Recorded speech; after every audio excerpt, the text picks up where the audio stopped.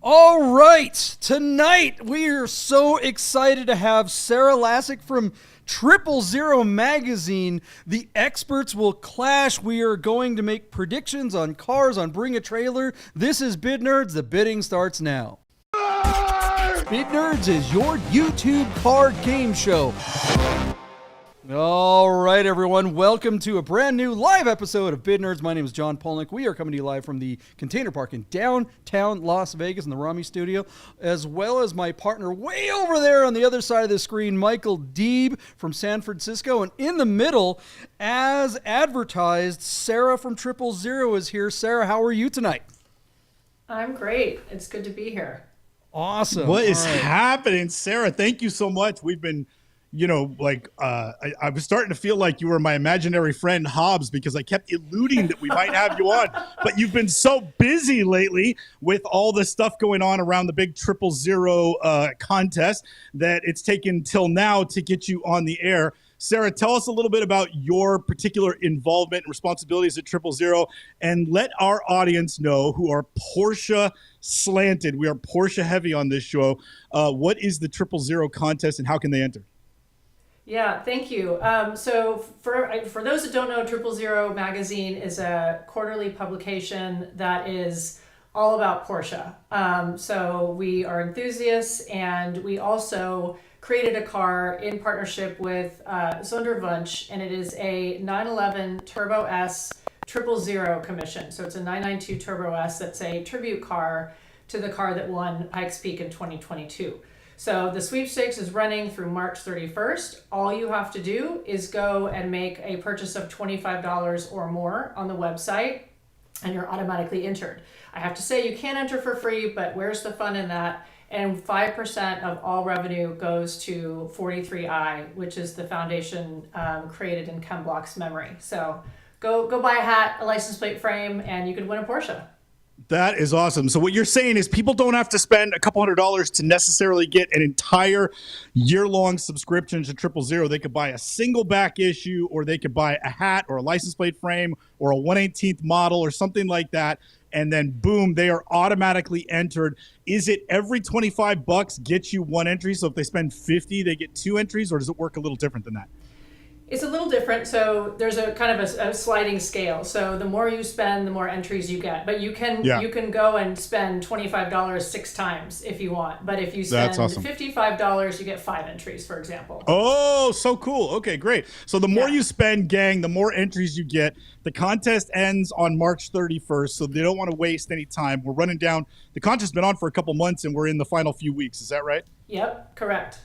Okay, cool. And this is all your department, right? This was your idea. You called Porsche and you said, "Hey, why don't you guys give away a car with our name on it?" Is that how it worked? Not exactly. So the 000 commission is the second car that 000 has edited. So we had the 718 Spider 000 edition, and now we have this beautiful Turbo S. So it was really Pete and Alex's idea.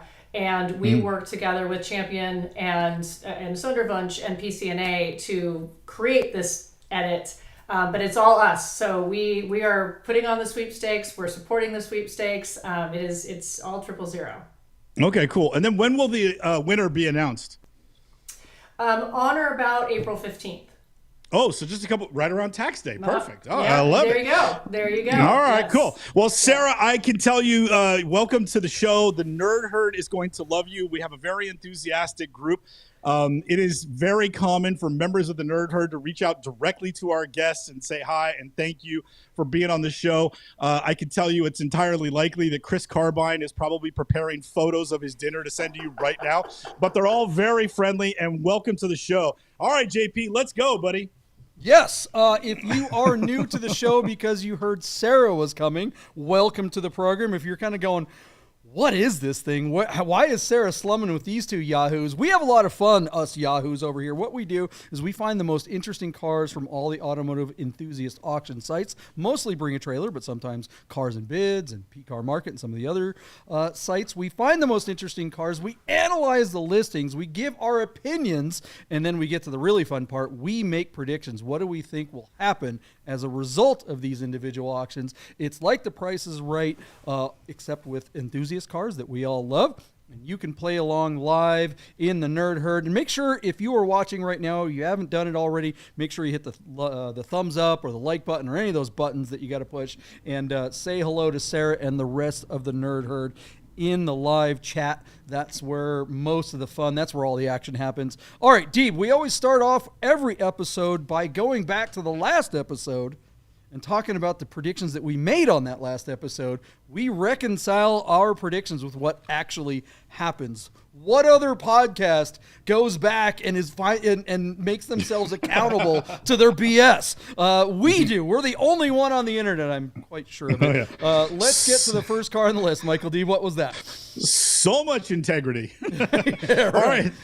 All right, JP. In honor of Sarah and 000 and their being behind the movement of rare shades, we have selected this 1985 Ferrari 308 GTS Quattrovalvole that is in what Ferrari would call, it's a rare paint. What's the matter for you? It's Grigio Ferro Metallizzato paint on this beautiful. Okay. I try not to interject that often when Deeb is going off on his descriptions that are always so well done and eloquent. But I will tell you, Sarah, he has never done an accent before, and I'm quite sure he's doing that for you. So, Deeb, continue with your that's what you got. Politely pandering to the host until I was interrupted. Our Ferrari is painted in a rear shade, located out of Beverly Hills, California, with just 14,000 original miles. This car is on Bring a Trailer. And the big news here, besides the odometer, was the rare shade of the Grigio Ferro Metallizzato paint, coupled with the beige leather upholstery and a black dash. JP, this is a beautiful car. This was the nicest of the three different itinerations of the Magnum PI Ferrari that we got in this country before the bodywork changed to the 328 and the motor was enlarged. So this being the 4-valve head had the greatest performance for sale in the United States, but the odometer and the paint were going to drive the price. JP, we have seen these cars raise, but not in a way that is any imperceptible by beyond that with which inflation would dictate the cars bring in today's market. But we suspected that this one with the rare paint and the miles would do well. According to our friends at Classic.com, the average selling price for an 85 GTS Quattrovalvole is just $80,800. I suspected this car would do really well. In fact, I predicted it would break $100,000. My bid was $108,000. You took the under by 10 grand, saying that the car would do well but not break 100 grand. JP, your bid was just $98,000. We had Zach Miller on. Zach Miller is now doing an Audi Club podcast. I forget what it's called. I'll let you come in with that. But Zach split the difference between the two of us. He thought it would break 100. His bid was just $102,000. So, Sarah, I know the Ferrari is not in your backyard, but what do you think this rare shade, low mile, Magnum PI tied in Ferrari would do well on? What would your bid be on this car being on Bring a Trailer with very good photos?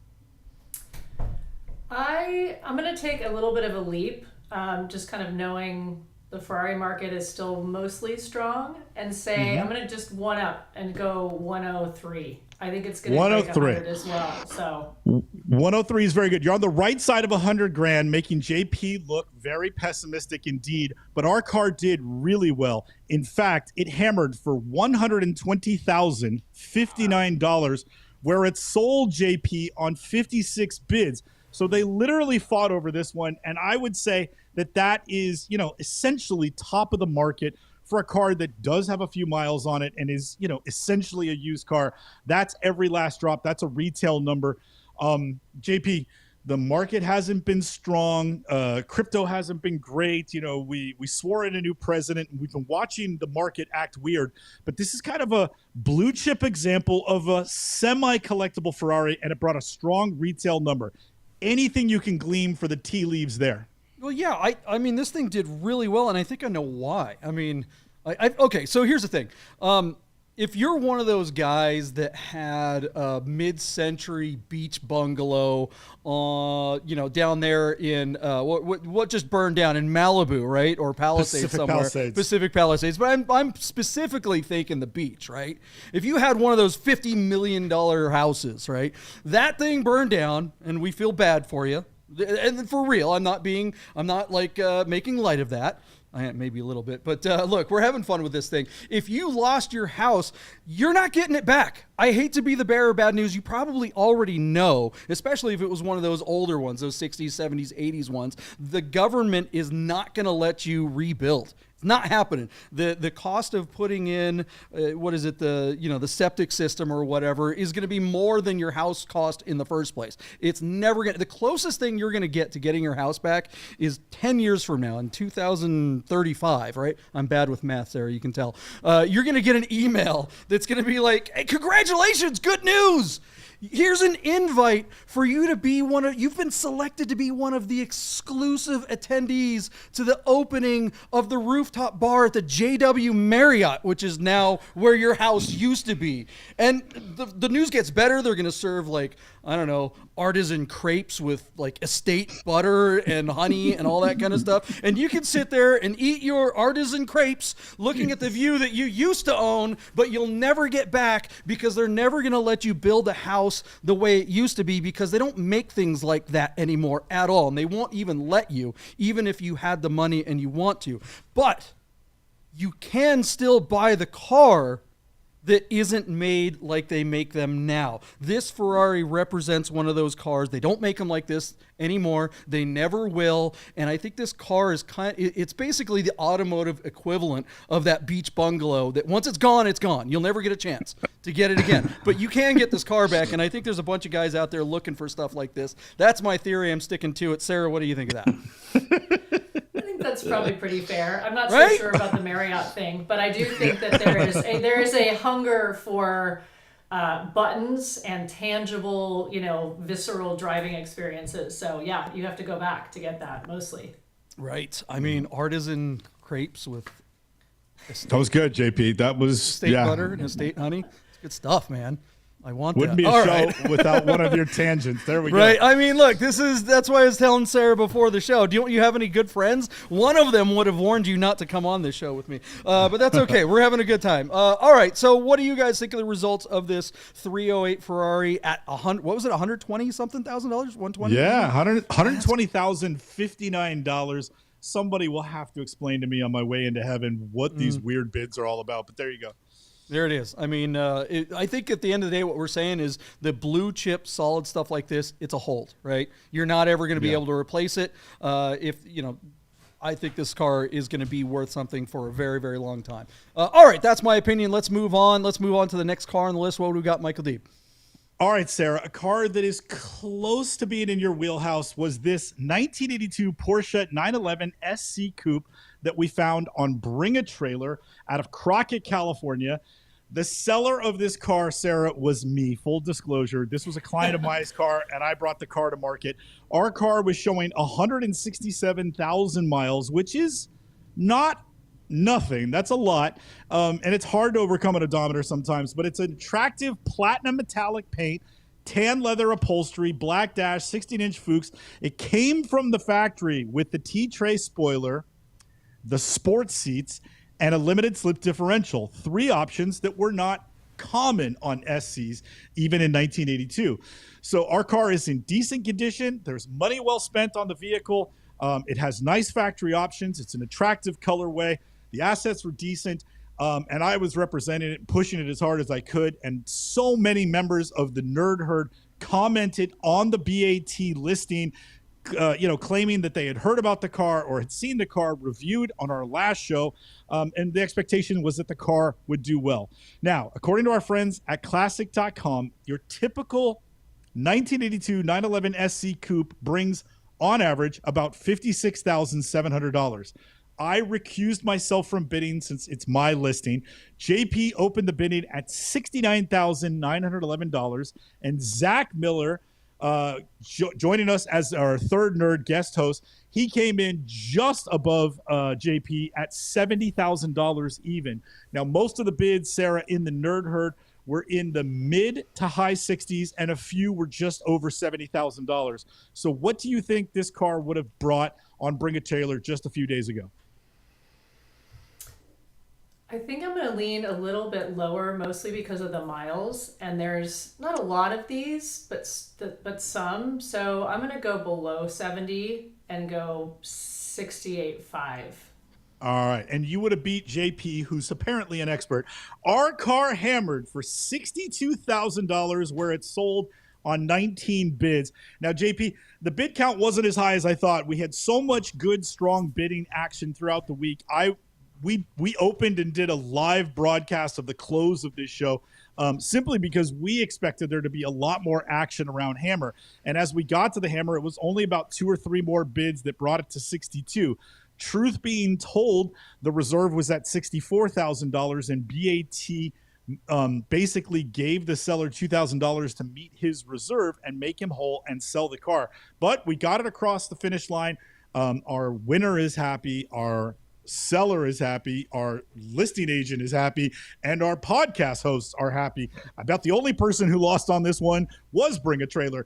But there you go. What do you think of that result, JP? I know we did the show, but anything to unpack from that? Obviously, it's very difficult, as Sarah was mentioning, to overcome a big odometer. Despite SCs being strong, once you get over 120, 130,000 miles, you want to do your due diligence, and you certainly don't want to overspend, and that didn't happen here. What do you think, John?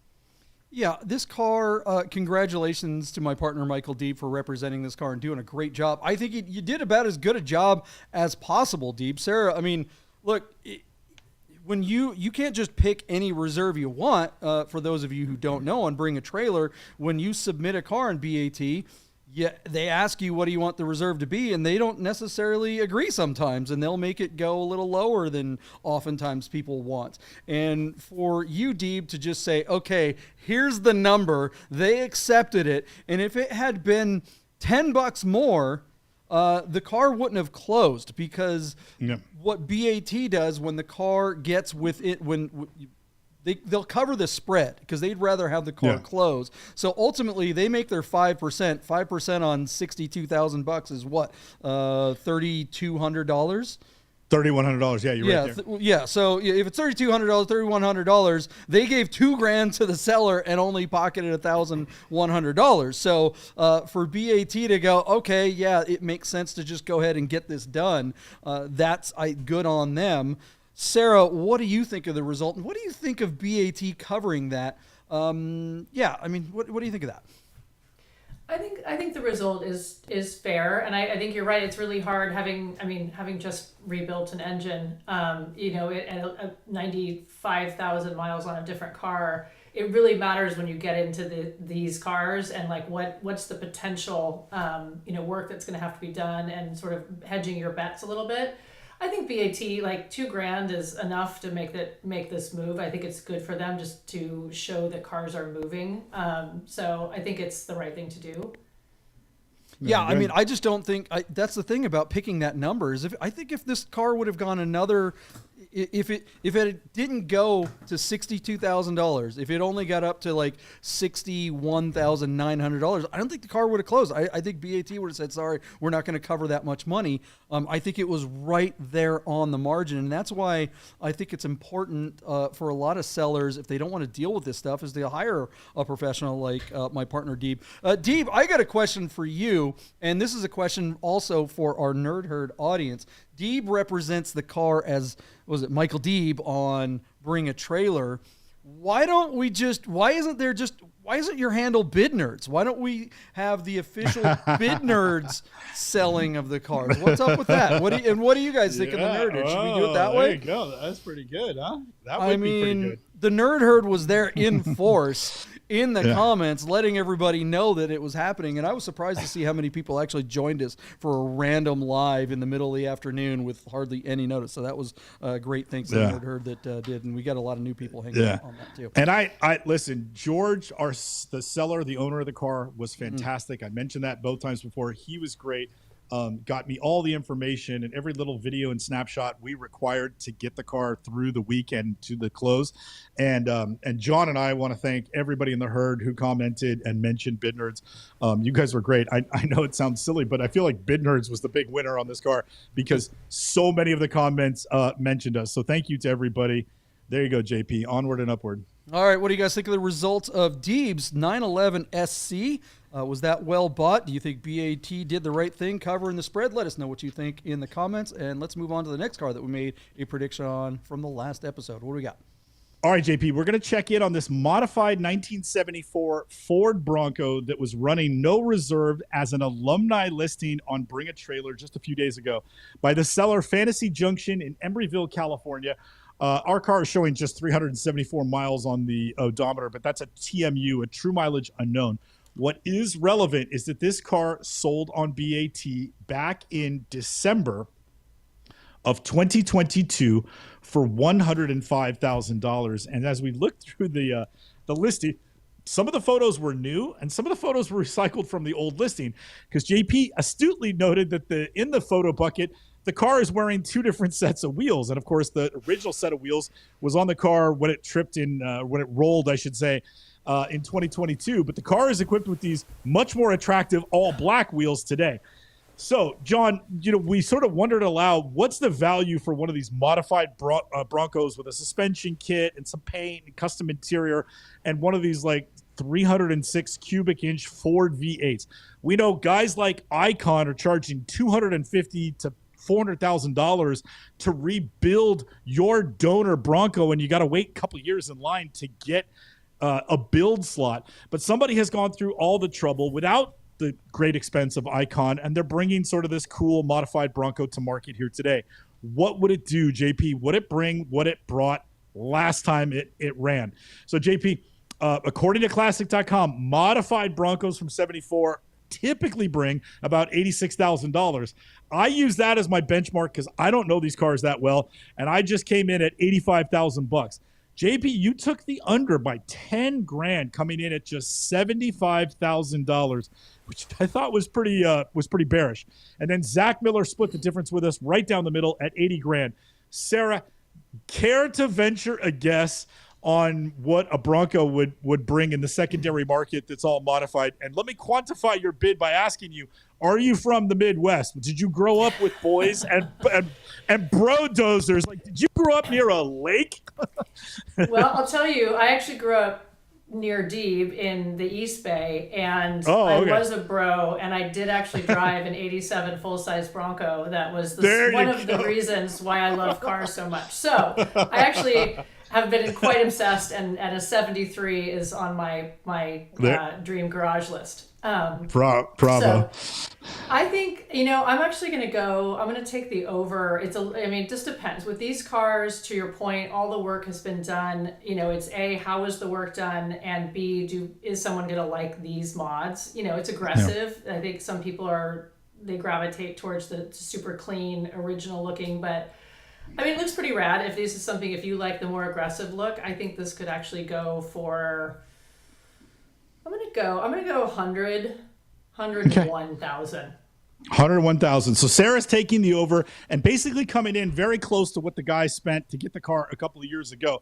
But Sarah, you said something very astute. This is an aggressive build with that big, Edelbrock air cleaner coming through the hood. And JP noted that that's like a super aggressive roll cage that covers the whole back of the car. And when we get more aggressive with the build, I think we narrow our net of what we can to our audience. We shrink the audience of appeal, and that winds up hurting the cars in the secondary market. Sarah, our car did not fare as well as your optimism. It hammered for just $70,021. First off, JP, another one of these weird bids. What's the $21 for? Damn it. And then JP, you were right on the money on this one. My God, you were 5,000 off at Yahtzee, but I think you were closer than anybody else. Our car sold for that number because it was running no reserve. 39 bids, JP tells me that people fought over it and that was the retail number for this car. And I think it's, again, because of what Sarah was saying. It's such an aggressive build that it doesn't have a broad appeal, and therefore I think it hurts it. And at 70 grand, JP, I don't think this guy will get that when he goes to sell it 2 years from now. I think he's going to be looking at 55 to 60 right in the mouth. You know what I mean? So, JP, what do you think about that result? You were the closest one. Yeah, this car, I mean, both you and Sarah were kind of dancing around it. Steve, you mentioned Icon. Their sensibilities are very minimalist. They may put a big engine there. They might put a lot of performance pieces and bits, but the vehicle will still kind of retain its original design sensibility or design language. This particular rig, and Sarah, again, I think she was being very diplomatic about saying aggressive build. This isn't an aggressive build. This is basically a boomer build. The sensibilities of this rig are, there's just, look, we see tons of stuff like this on Barrett Jackson and Mecum auctions. We don't see very many of these kind of boomer sensibility rigs, or because, you know, look, the boomers, they like watching the auctions on Mecum on TV or the Barrett Jacksons and stuff. The whole idea of an online auction to that boomer sensibility is the same as like adding red trim on the wheels, right?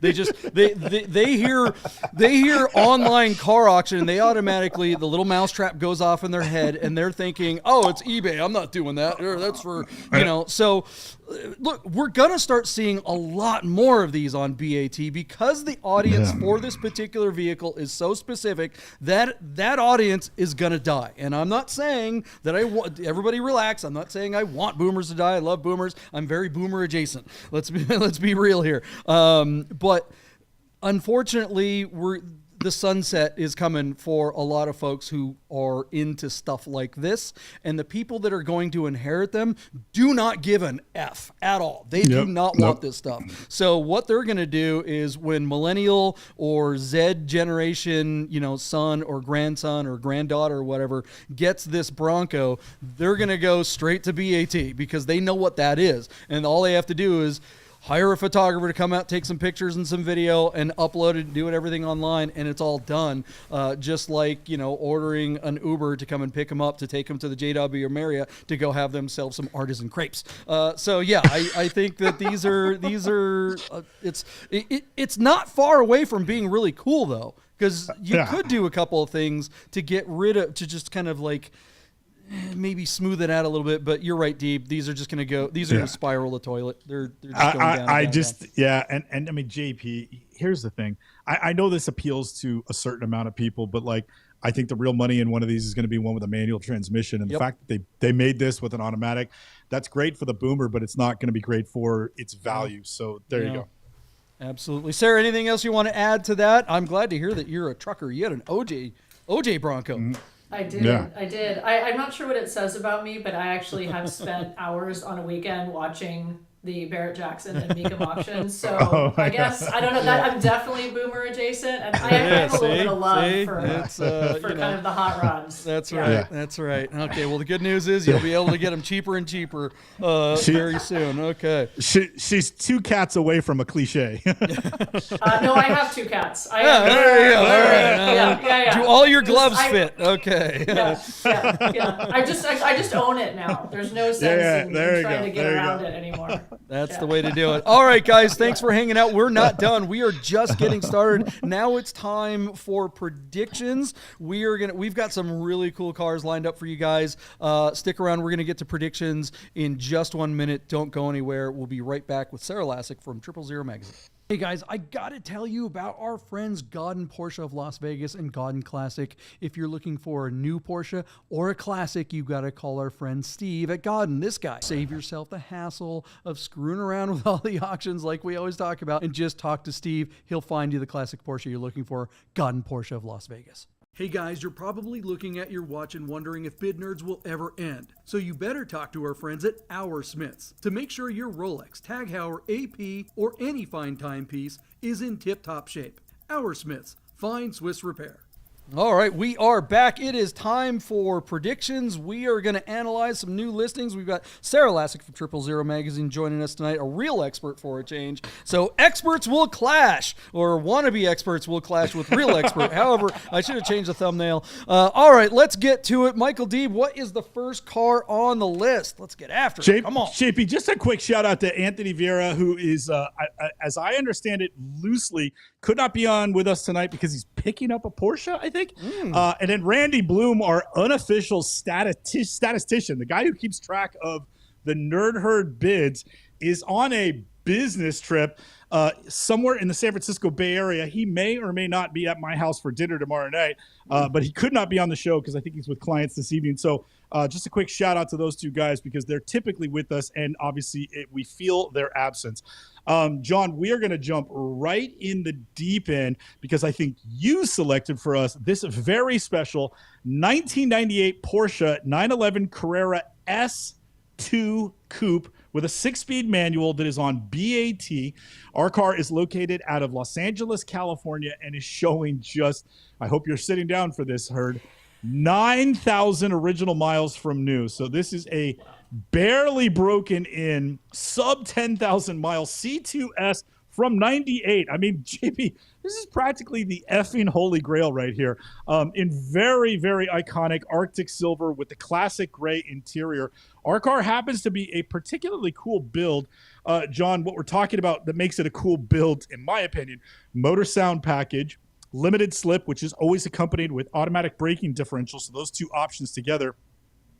And then, I mean, the rest of it is kind of it, but like having the motor sound package and having the limited slip with the ABD is really cool. This is sort of a driver's car. Most C2Ss, I think, sort of have that, but not all of them. So it's like if you're shopping for one, if you got that kind of coin, if you intend to drive your car, you would definitely want that stuff on there because it's going to make dancing with your car that much more fun.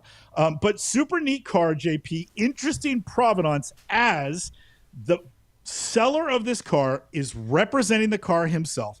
By all accounts, John, it appears to be a complete green pea novice on BAT.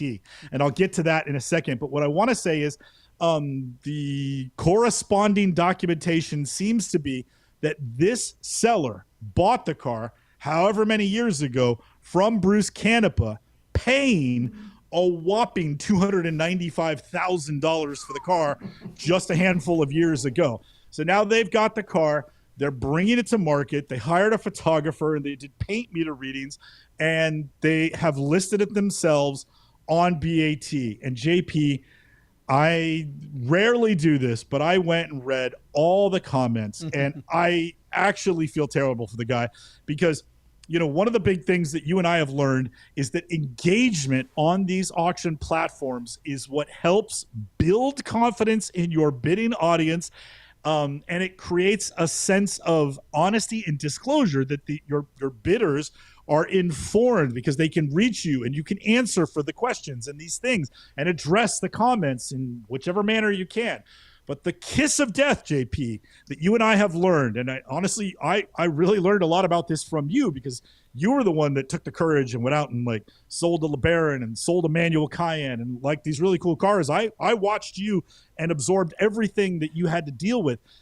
This seller, JP, is not answering the questions and is getting fleeced in the comments. I mean, there are literally comments about great car, horrible seller. This one's not going to do well. I mean, they are filleting this guy. And then the guy went out and hired a photographer and they took paint meter readings in like, I forget the name of it, but like the Ferris numbers instead of mils, and nobody in the audience, including myself, knows how to discern what those numbers are actually conveying to us. So some people are saying, hey, can you break down what the readings mean? And then you get two different opinions immediately. Oh, it's all original paint. Somebody else goes, no, look at the variation in the scale. So then, JP, this is such a long story. I'm sorry. Then the owner goes and reshoots the paint meter readings in mils and petitions BAT to add 2 days to the auction listing so that the bidding audience can now have time to process the new information that is being disclosed. So good on you, BAT, for agreeing to do that because the seller was getting killed and by no fault of his own. He wasn't hiding anything. In fact, he was just having a hard time conveying his disclosure in a way that was meaningful to the audience. So he went and reshot the pictures. They added 2 days to the listing. And again, the guy is still getting killed for not doing enough answering of the questions, answerings of the comments, the way you used to do it, JP, the way I've learned to do it, the way we saw Solomon Braun do it and have great success. It means so much, and this guy's getting killed. And by all other accounts, this is a spectacular car that should be, in the neighborhood of what he spent on the car. And I mean that by this should be a $275,000 car, easy, or somewhere, give or take 15 grand in any direction. But instead, JP, I think this guy's going to struggle. I don't think this car is going to meet its reserve, whatever the reserve is at. And I don't think the guy did anything wrong. But, man, if you don't come correct, it is tough sledding out there. The audience, they tried to be nice, but they're not. It's just the real world, and it's brutal out there. So, JP, this was a tough one to read because the nerd herd went so far to support us and me in the last car we sold that doesn't hold a candle to this as far as significance and collectability and all that happy horse stuff. But we've learned how to do it. You learn how to play the game. You have to answer the questions. You got to stand out in front, put your hand on the hood and go, thank you for asking it, or thank you for criticizing me, and let me address that in real time. And if you don't, whew. So, JP, I don't know if you had a chance to read the comments, but I am not underselling it. They have crucified this poor guy. And so he's at 128 grand. He's got 2 days to go. And in my opinion, John, this car is worth easily over $250,000. And I don't think we're going to come close to that. What do you make of it? Did you read any of the comments? Why did you pick this car? Was it just the odometer, or was there something more? Has it been a while that we've had a guest on for a while? I think I want to get Sarah's opinion on this car first before I get to it. Yeah, I mean, I may dive into my optimism again. All that you said is super valid, and it's going to hurt him. But I think he's not going to recoup his money. But I do think that this car, it's the last year of the 993. The 993 is one of the most desirable 911s right now. It's perfectly spec'd. It is a beautiful car with no miles. So I'm gonna give this guy a little bit of a benefit of the doubt. I think there'll be a bidding war. We're not ready for numbers yet. We'll let Deeb go first on the number. Okay. But, So JP, anything to add? Go ahead. Well, yeah, I mean, the 993, God, what a beautiful car, right? Look at this thing. Wide body 993. The problem with the wide body 993 is only the worst people in the world own them. And I could prove it too. If you've been to a car show, everybody goes to Cars and Coffee or Supercar Sunday, or you've been to Luftkult or whatever. There's lots of narrow body 993s around. I think the narrow body 993 is one of the most beautiful cars ever made. I've owned a couple myself. I know, Sarah, you have one. And the fact is, if you own one of these C2S wide body cars, and you show up, what happens when you go to Cars and Coffee and you drive in, you're going by all the Chargers and the Mustangs, and you're looking, where are the Porsches parking, right? You got your C2S wide body. And, oh, there they are, right? And so all the other guys in the Porsche, they go, hey, guys, how you doing? And they see, oh, he's in a wide body 993. They hate you. You're making them feel bad. You're just spreading hate and negativity around the world. Only the worst people in the world own 993 wide bodies, and I have the receipts to prove it. Here is Caitlyn Jenner driving hers. It's done. That's all there is to it. Right? I mean, come on. I told you I brought receipts. I'm not new at this. All right. What do we got? What's the worst person in the world going to pay for this beautiful C2S? Oh, man, JP, that's really good. All right. As I mentioned, our car is currently sitting at $127,997. It's not a 997, it's a 993. Get it right. The car doesn't close for 2 days. That comes to us by way of just 10 bids. There has been this weird stall in the auction as BAT added 48 hours to the hammer. But John, let's go over the numbers for the 993. According to our friends at classic.com, the average selling price for a C2S 993 of multiple years is $147,900, and that will include automatic transmission cars as well. That's not going to discern. Actually, I take that back. That's just for manuals. JP, initially I thought this car had a chance to be in that $230,000 to $250,000 range. But after reading how this person has been drug through the mud for their listing or for their lack of correspondence during the listing, lack of engagement, I don't think our car will break $200,000.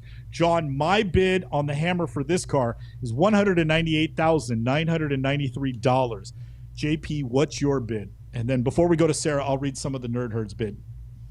Yeah, I think that's a pretty good bid. The worst people in the world happen to have a lot of money too. So I don't think I think this car might be getting dragged through the mud in the comments, but look, 90-something% of the people who comment have no intention or ability to buy the car. They're there on BAT for entertainment value, just pretty much the same reason that everyone on this panel spends as much time on BAT. We're all there to see what's going on, and the dumpster fire is off in the comment section. At the end of the day, this car was owned by Canepa at some point, so that's a big deal. Like Sarah said, it's about perfect spec. I think black interior or some other color other than this gray would have been maybe a little bit better. But ultimately, this amount of miles, and I think ultimately everyone is seeing through the fact that, okay, this guy's a novice. It looks like, the things that would normally keep a genuine buyer from not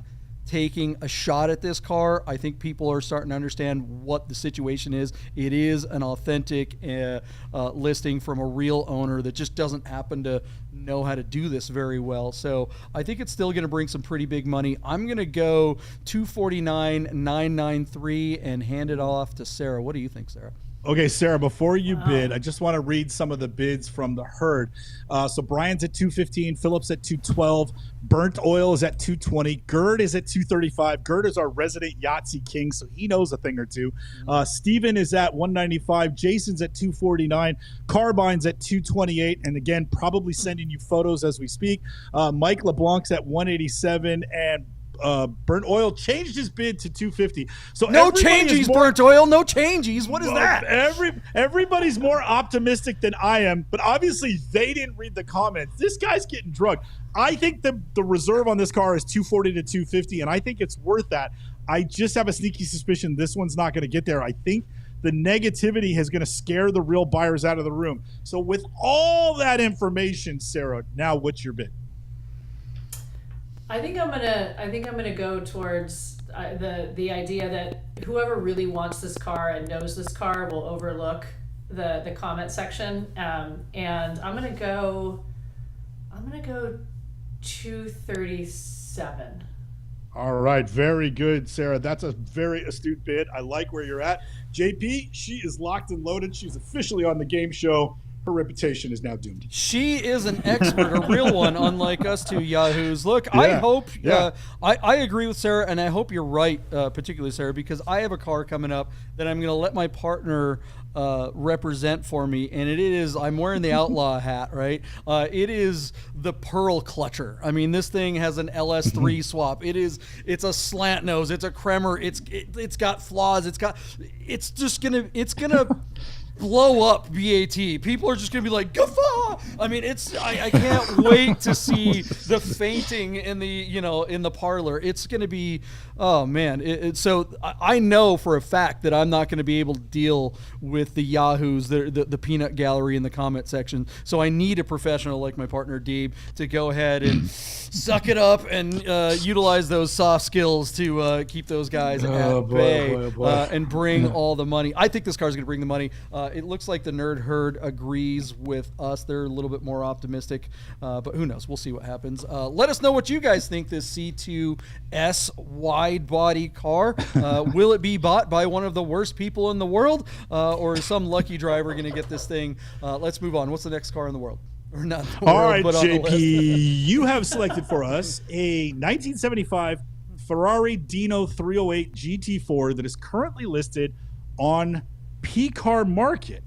Our car is listed by the dealership, the seller that is out of Torrance, California. I'll read it again because I think let me read this to you real quick, JP. It is West Coast Classics. So they're in Torrance, but they've asked PCAR Market to represent this car a second time around. So JP, beautiful car, 1975 Ferrari Dino 308 GT4. The car is showing 60,000 miles, but it's a 5-digit odometer. We know for a fact that the car has been repainted. Judging by the leather and the odometer, I'd say the car's probably been reupholstered at some time. So we don't know how original, how authentic that is. It could be 165,000 miles. It could just be 65,000 miles. Nowhere in the listing do they mention when the timing belts were changed. So I asked the question and hasn't been answered yet. I only asked it about 2.5 hours ago as we were getting ready for the show, but I'm hoping that they will come correct with the answer because that'll help determine the value of their car. And the reason why I say that's important, JP, is this, because the internet continues to win. So I got a message from PCAR Market, an email that said a car that I was interested in because I had liked it is coming back to PCAR Market.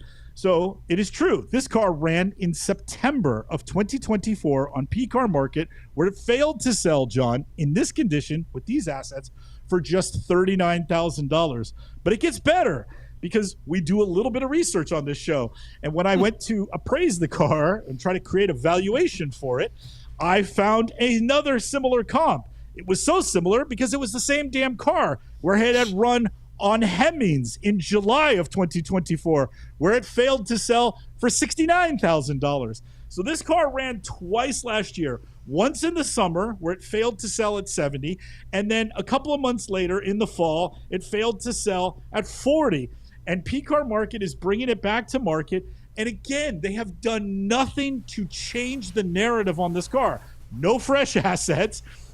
No fresh services, no disclosure of the timing belts, which helps you determine the value on this car. If timing belts cost you, $8,000 to $12,000 to do, or $17,000 if you're going to do a clutch and all these other pieces while you have the front of the engine off, you need to know that going in. And if West Coast Classics is a professional dealer that deals in Ferraris, and PCAR Market, is actually chaperoning their clients to sell their cars, why is it that some idiot on a podcast is screaming through his microphone? What are these idiots doing, JP?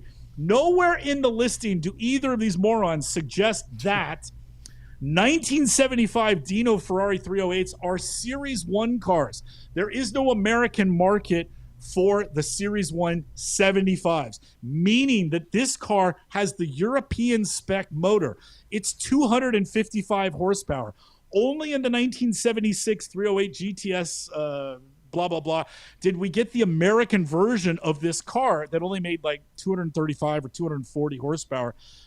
These 75s are really special, and yet nobody's quantifying them. Nobody's valuing them as being more important or better performance envelope than the rest of their cars.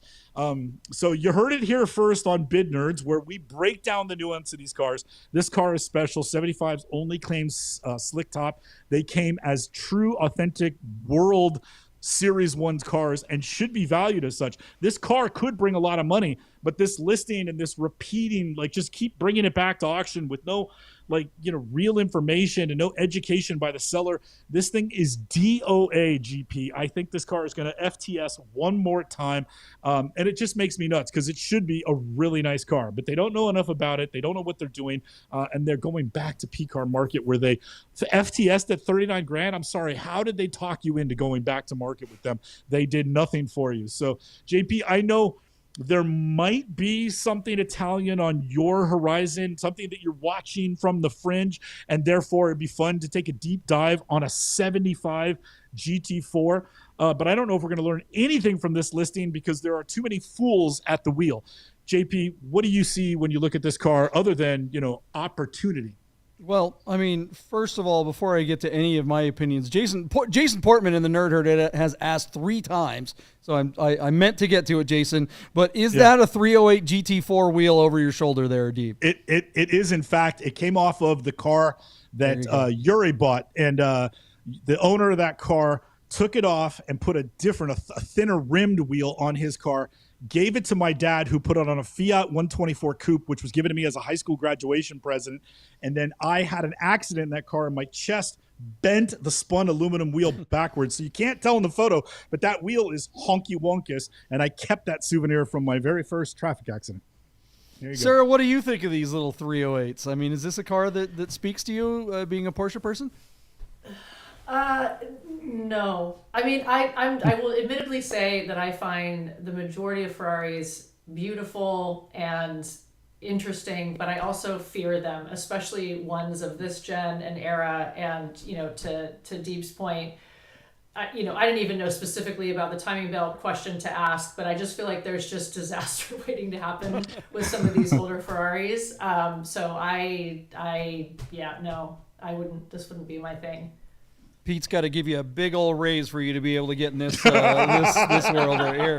I'm with you. Bid Nerds doesn't pay enough for me to have Porsches, one. but mostly German and American. Yeah. So, hey, GP, how about that Dino 308 GT4? I mean, it's no 993. I mean, at least it's not the worst people in the world driving them. Look, Deep, I've got a question for you, and I know we've discussed this offline before, and it just hasn't sunk in. You mentioned that the 75 is the special one. It's got 265 horsepower, and then the 255, 255, and then the 76 and later. How long did they make this body style? Through 81. Through 81. And, okay. Yeah, and they're all the GT4s are carbureted, and they all made about 235, 240 horsepower in US spec. But emissions things changed in 76, which is why we got a neutered, detuned version of this car, and the same specification in the carbureted 308 GTS GTBs. But the 75 is the lone example that made it to the U.S. with the European motor. So the 76s have what horsepower on those? 235. 235. So we're talking about like a 20 or 30 horsepower discrepancy. I don't understand when we look at the values of these 75s. Sometimes it looks like the 75s in my limited amount of research. Is it something they can get 50%, twice as much as the later ones?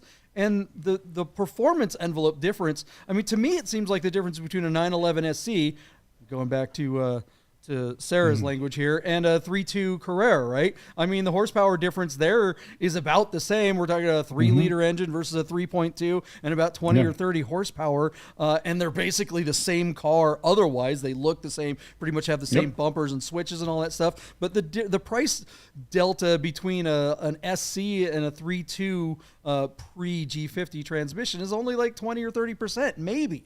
Why is it so drastically different on these 308 Dinos? It doesn't compute to me. Yeah, I don't know what to tell you, man. I'm.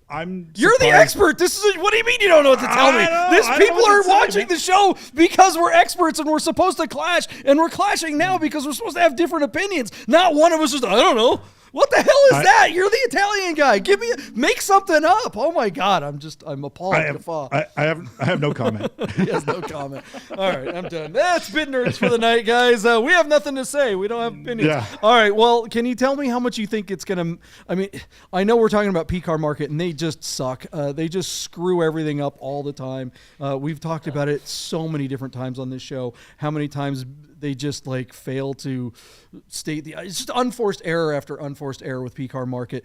What's this particular listing going to bring? And let's also, I'm interested as much in your bid, Deeb, as I am in what you think this car is actually worth if it was represented correctly. Yeah, that's really good. What's your bid? Good stuff, JP. All right, so let's jump in real quick here. So our car is listed on PCAR Market out of Torrance, California, at the dealership that has the car. Again, 60,000 miles, Rosso Corsa, no disclosure on the belt, so we really don't know what maintenance has been deferred and will possibly need to be done before this car is driven and enjoyed. Because JP will tell you, if you have a timing belt car and that you drive it and break the belt, you can kiss the motor goodbye. And if you think it's expensive to reseal an SC, try resealing a Ferrari. Our car, JP, closes in 2 days. That's going to be on Friday.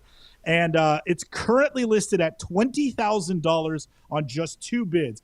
Now, when we check with our friends at Classic.com, they tell us that 1975 GT4 Dinos typically bring about $70,800 in the secondary market. John, my guess is as good or as bad as any because, again, this car's most recent comp is its own failure to sell on the exact same platform with the same assets at just $39,000, of which it's only halfway there today with its current bid.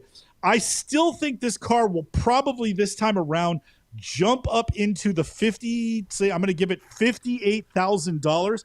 But again, John, that is going to be short of what I think the car is worth. Certainly going to be short of what I think the seller wants for the car. So at $58,000, I'm going to give you a asterisk and say that's a failure to sell, and our car will wind up in PCAR Market's deal tank, what we love to call the chum bucket, with an asking price, John, that I can only assume is going to be $85,000. You're going to take my numbers and invert them. So $58,000 at Hammer, $85,000 in the chum bucket.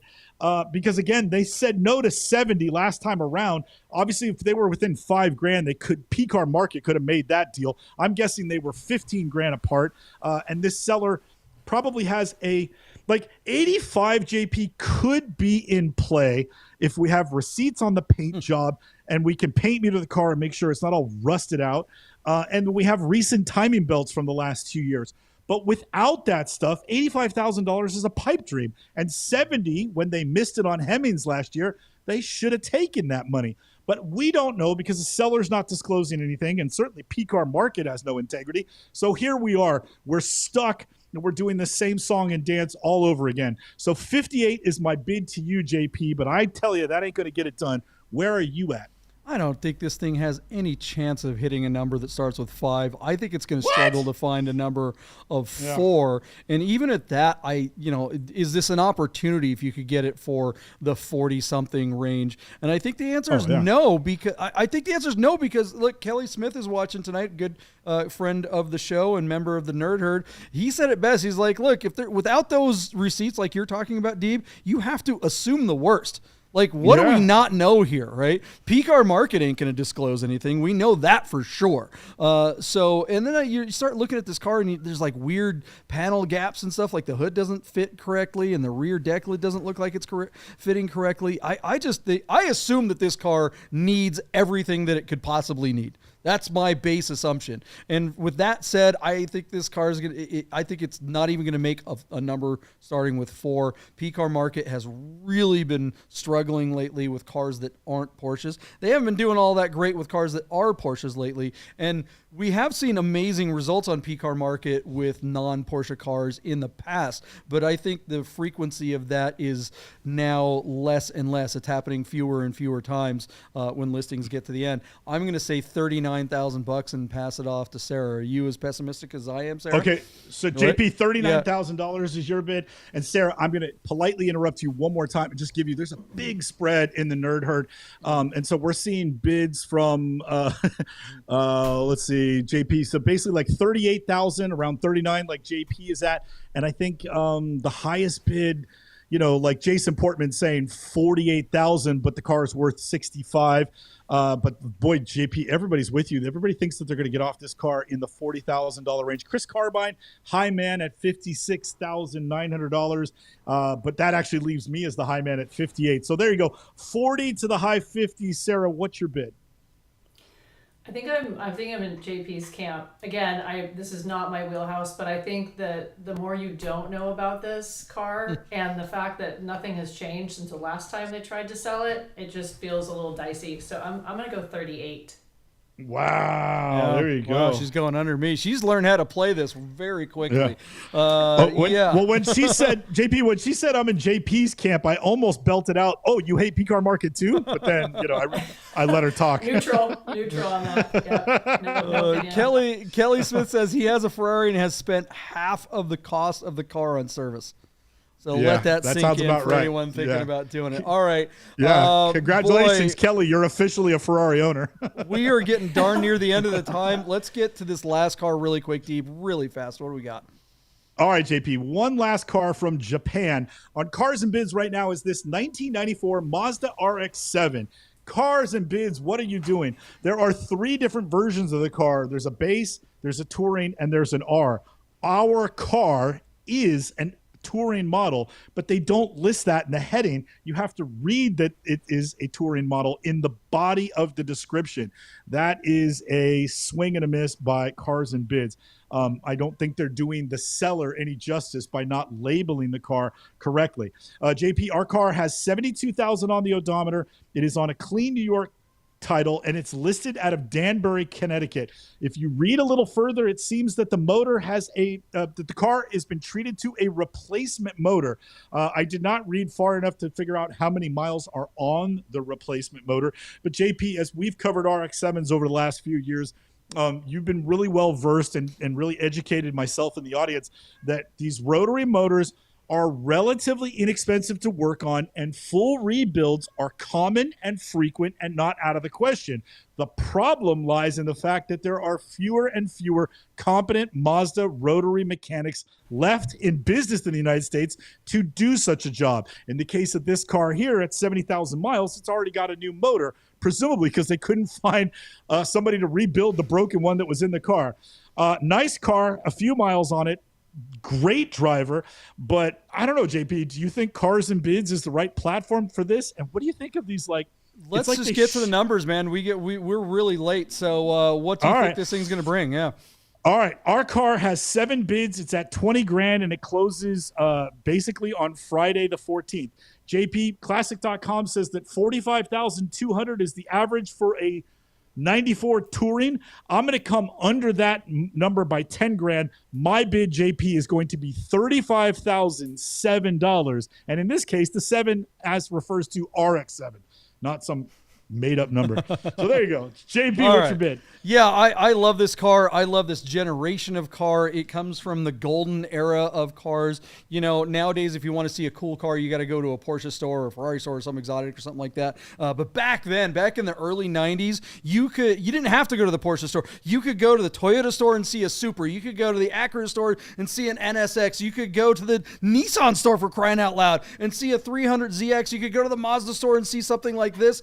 All great cars of our time. And then you go down the block and you go look at Ferrari F40s and 964 Speedsters and RSAs. Best cars ever made from this era. I think this car is going to be strong. Cars, these young timers from the early 90s are doing really well. I'm going to go $39,007 and hand it off to Sarah. What do you think? I all those things. This is a great era of cars, and I do think there's a revised or a renewed interest in these. The rebuild, question mark. But I'm going to give it some love, and I'm going to go $40,050. And she's going to win. There's just, I think that now, as I said the number out of my, I'm going, why am I not saying like 40 something? These are really, really strong right now. I think the only thing that's going to hurt is the fact that it's on Cars and Bids. It's not the strongest platform. This thing definitely would have been better on BAT. Cars and Bids, PCAR Market, all the other platforms are really struggling. BAT is just, they're the only game in town really when it comes down to it. But that's just my opinion. What do you guys think? Let us know in the comments below. Sarah, thank you so much for hanging out. You gonna come back and hang out with us again sometime? Absolutely. Yeah. I want to know what happened. All right, Sarah, tell our audience how to spell 000 and where they can go to enter the contest. Absolutely. So it's 000, so 3 zeros, magazine.com. So 000 magazine, exactly one word.com. And you can go look for the sweepstakes, and it'll direct you on how to enter, or you can link through Instagram, 000 Instagram as well. So go do it. Good luck. Bravo. Yeah. Awesome. All right, guys, make sure you go to all the listings that we talked about tonight and say in the comments that you saw the car analyzed on Bring a Trailer and not Bring a Trailer, what was I saying? On Bid Nerds, on this show. You saw it on Bid Nerds. Let them know and hit that thumbs up, like button. Thanks, Sarah. Thanks again for being here. Deeb, you wanted to get one more thing in before we're out? Just wanted to say thank you, Sarah. Thanks for being a good sport. Thanks for coming on the show with us. Everybody check out 000. See you guys Sunday night. Thank you. Bid Nerds is your YouTube car game show.